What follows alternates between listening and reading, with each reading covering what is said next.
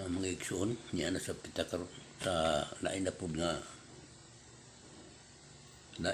nga tema nga atong pagkisgutan ining gabi una karon. Atong pagkisgutan karon may tungod ning pagpanguros. Kun cross kun pagpanguros. Kay mo ni giatake pud sa atong kaigsunan karon di ng Katoliko. Labi na katong mga Katoliko nahibulag sa tibang Katoliko tungod sa mga sayop lagi nga paghaylo sa dumang kaigsunan nga aron madalis ilang laing tinuan ug tungod ka sa kay wa may kabangkaagan in taon nga itong maigsuon mao nga nadara gyud sa ilang pagturunan. Wa lang ba magsusi ba muna nga anyata ron aron nga ato niyang uting kayon ang mga makalibog nga mga pangatake sa atong mga kaigsunan may tuod sa cross kun pagpanguros. Apa sa dili pa kita sugod mga tagpanalangin nato sa Dios. Inom ni Patri et Filii et Spiritus Sancti. Amen. Panginoon namin, ilayo po ninyo sana kami sa lahat ng mga masamang karamdaman at sakuna. Huwag po ninyong ipahintulot na nanaig ang puot ng aming mga puso at isipan. Tulungan mo po ninyo kami na lutasin ang lahat ng pagsubok sa dumating sa aming buhay. At tulungan mo po ako, Panginoon, na may paliwanag kong mabuti ang lahat ng mga turo mo. Iniling ko po ito sa pangalan ni Kristo, ang aming Panginoon. Amen. In nomine Patri et Filii et Spiritus Sancti. Amen. Yan at karon na pagtunuan sa may tungod ining pagpanguros. Uni ang atakin na nato nga nganong manguros magkurutang nga mao man ni namatyan guys itong Ginoong Kristo ang cross. Niya nganong ato nandaygo ng cross nga mo may nakaingon sa kamatayo na ni Kristo. Nga mato pa nila nga example sila sa usa ka nagsakas lubi. Unya nahog ang nagsakas lubi. Nahog niya namoy namatyan ang lubi. Ato ba na pasidungan ang lubi nga mo nakaingon sa kamatayon sa mga manananggot o sa mga nagsakas lubi? Sayop ng komparisyon. Pagkadakot sayop. Ano man? Unsa may kalainan? Dako may kalainan. Si Kristo nagpakamatay alang sa kaluwasan sa kanan nga mga tao sa kalibutan tungkol pagpakasala yadan og niba. Ini ang pagbakwit niya to giulaan og dugo aron nga pasaylot sa itong mga sala. Dako kayo og kalainan sa dahog sa lubi. Unsa may nakuha niya sa lubi? Nga igo ba siya nahulog kada disgrasya? Wa ni giluwas niya nga kinabuhi. Wa tanan. Niya imong ikumpara pagkadakog balit adada. Una nga dili na to liglahon nga itong magkaigsunan nga kulang sa kaibalo. Kay daitlan mo bersikulo in taon kapitulo di ka tingog nga itong maigsuon Katoliko. Mga madani ito. Na niya sa Roma kapitulo 10 versikulo 13 sa ipahayag ni San Pablo. Sumala sa kasalatan ang tanan nga basangpit sa ngaran Ginoong maluwas. Apan unsaon may las pagsangpit ni kun wala sila mutuo. O unsaon na pagtuo kun wala sila makadungog sa mensahe. O unsaon man nilas pakulog sa mensahe kun way magwawali. O unsaon man pagwali sa mensahe kun walay gipadala nga magwawali. Sumala sa kasulatan pagkatahom sa mga tiil yatong nagwali sa mayong balita. Apan wala budawat ang tanan sa mayong balita. Si Isaias mingon, Ginoo kinsay mo tuo sa among giwali. Busa ang pagtuo nagaykan sa pagpamati sa mensahe ug ang nabati magikan sa pulong si Kristo. Muni, na agi magwali, kanang pagwali nga, di na to nilahon ang tao ba? Di na to ilan idaron ng mga igsuon na itong Katoliko, makuwang sa kaibalo. Unsay magiingon di San Mateo 28:19. San Mateo 28:19. Unsay magiingon?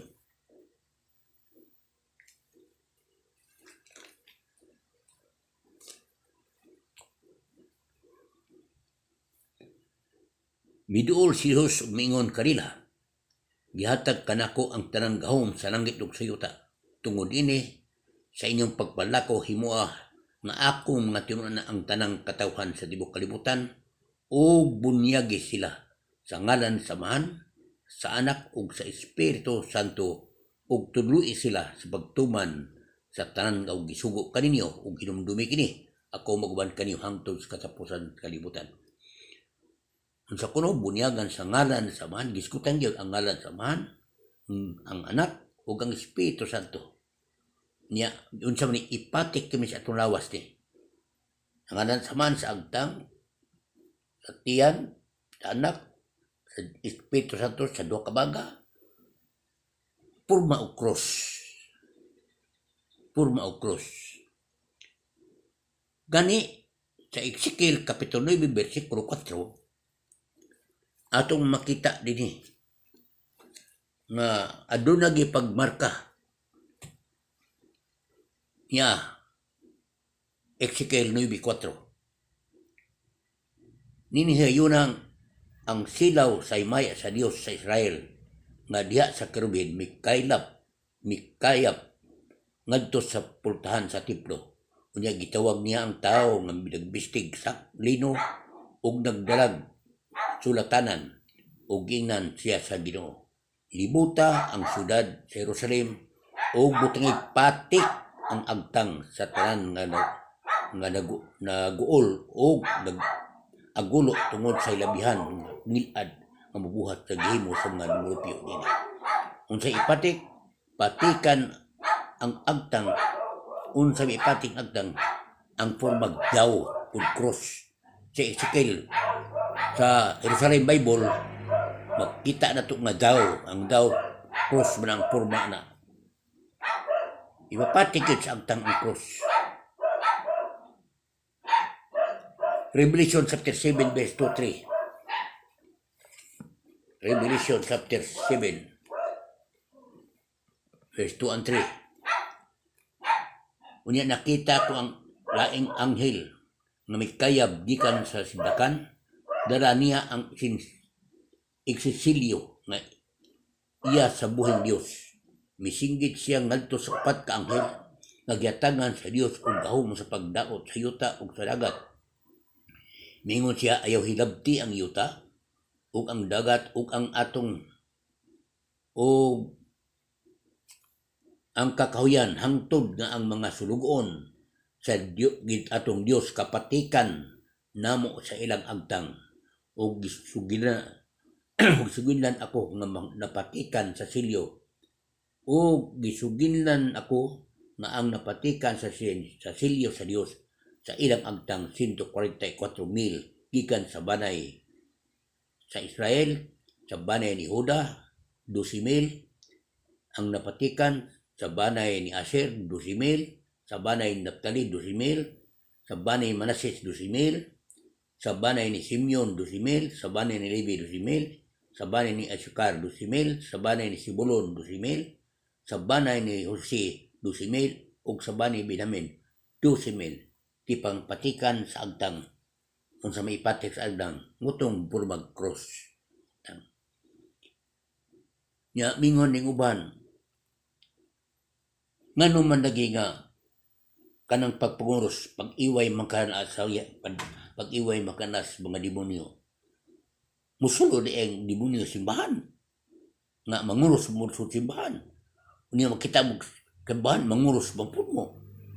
Igsoon ang pagpanguros nato diya sud sa simbahan mo ang pagrespeto sa naa diha nya o sa bigisikutan do sa pagpanguros sa ngalan sa Amahan sa Anak ug sa Espiritu Santo naa diha sa tabernakulo mo respeto kita diya sa simbahan. Kamo dili mo makaingon anak respeto kay sa man wa may cross inyo wa magay mga imahe kinyo mga santos mo nang dili mo respeto mura na mo gisud sa buligas kupras pero kami ta respeto mi nga naman naa diya mga anghel na mga santos na ang lawas si Kristo ang buhing lawas ni Kristo mo nang respeto ginaw mo nang mangurusmi ti patimaan ka sa ipatik namo sa pagtang timaan ka na sa pagmahal namo sa krus ni Kristo nganuan tungod sa krus na ngaluwas kitag tanan.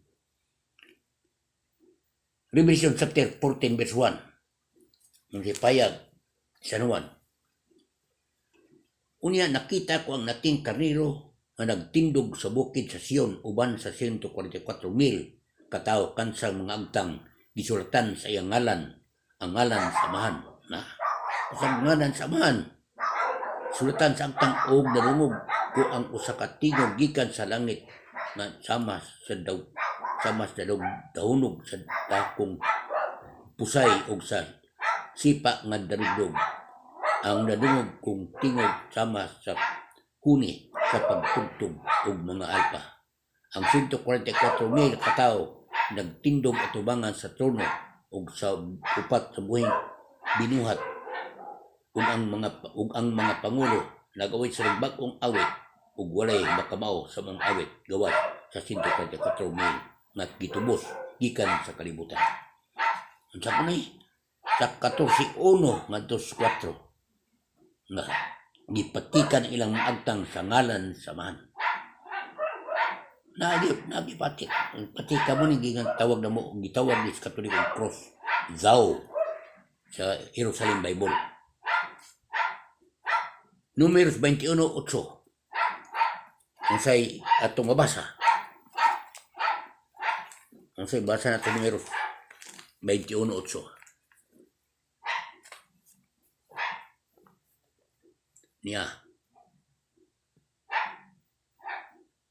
o giingnan sa Ginoo si Moses paghimog larawan sa bitin nga bronse ug ibutang kinis tumoy sa usa ka tukon ug ang hipakag bitin dili mamatay kun makatan-aw nini busa nagbuhat si Moses og bitin nga bronse ug ibutang kini niya sa tumoy sa tumoy ang mutan-aw sa bitin nga bronse dili siya mamatay.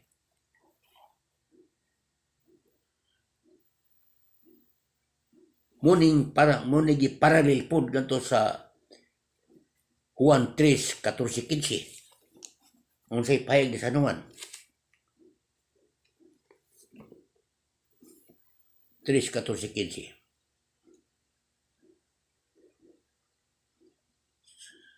sa sama nga giisa ni Moses didto sa kamingawan ang bitin nga bronse nga gibutang sa tukon ang anak sa tawo kinahanglan nga iisa usab aron ang tanan nga motuo kaniya makabaton sa kinabuhing walay katapusan kay gihugba pag-ayo sa Dios ang kalibutan ug tungod ini gihatag niya ang bugtong anak aron ang tanan nga motuo kaniya dili malaglag kun dili makabaton sinuon sa kinabuhing dayon.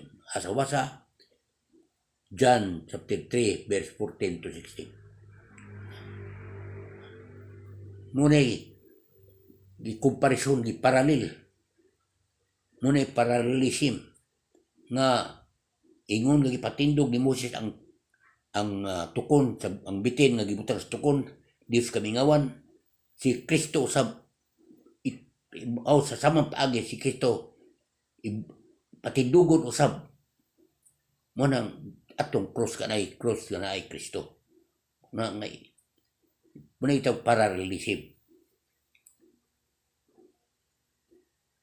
Sa Episo 2:16 o sa sultin sa Pablo Episo 2:16 pinagay sa iyang kamatayon sa krus giusa kita niya diya sa kalawas o gipasag-uli ngadto sa Dios ug sa ingon niya na gitapos niya ang pagdinumtanay. Mani si Kristo ug isangyaw ang maayong balita sa pagdait alang sa tanan kaniyong mga dili Hudiyo nga kaniadtol layo sa Dios o sa mga Hudiyo nga duol kaniya. Pinagi ni Kristo kitang tanan Hudiyo o dili Hudiyo makaduol samahan diha sa usa ka espiritu. Na giusa kita. Pinagis kamatayon sa krus.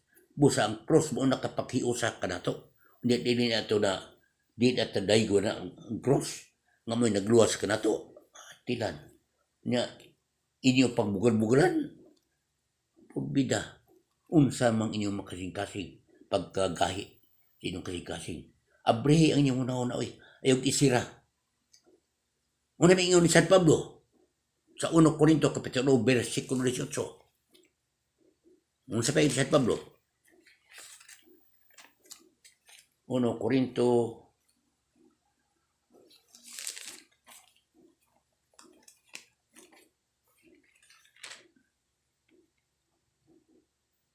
de 18. Unsa man ang cross matod pag San Pablo? Kay ang mensahe may tungod sa kamatayon ni Kristo dito sa cross binuang alang atong ginagaraglag. Apan kanatong ginaluwas gahom kini sa Dios. Ang kasutan nag-ingon, himuon kong kawang ang kahibalo sa mga maalam ug gisalikway ko ang kaalam sa mga makinadmanon. Unsa giyon ni San Pablo? Ang mensahe may tungod sa kamatayon ni Kristo sa cross binuang alang itong nangalaglag. Ito ba katong mga luwas binuang karon nila apan kanatong ginaluwas gahom kini sa Dios. Asa basa 1 Corinto 1:18. Sa Galacia Kapitulo 6 verso 14 mipadayon San Pablo. Unsa ingon ni San Pablo? 6:14. Apan anang kanako matud pa sa Pablo, magpasigarbo lamang ako sa cross sa atong Ginoong Hesus so Kristo kay pinagi sa iyang cross patay na ang kalibutan alang kanako ug ako patay na alang sa kalibutan. Dili mahinungdanon kung ang usa ka tawo tinuli o dili ba o dili, ang mahinungdanon mao nga siya bag-o nang binuhat alang iadtong nagsunod ining pagdaa panghinauton ko nga ang kalinaw ug kaluoy pag-uban kanila ug sa tanang katawan sa Dios. Nya kuno nagpasigarbo San Pablo sa krus ni Kristo.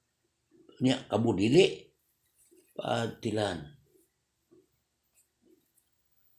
Unsa giyon ni Moses sa Deuteronomio Kapitulo 6.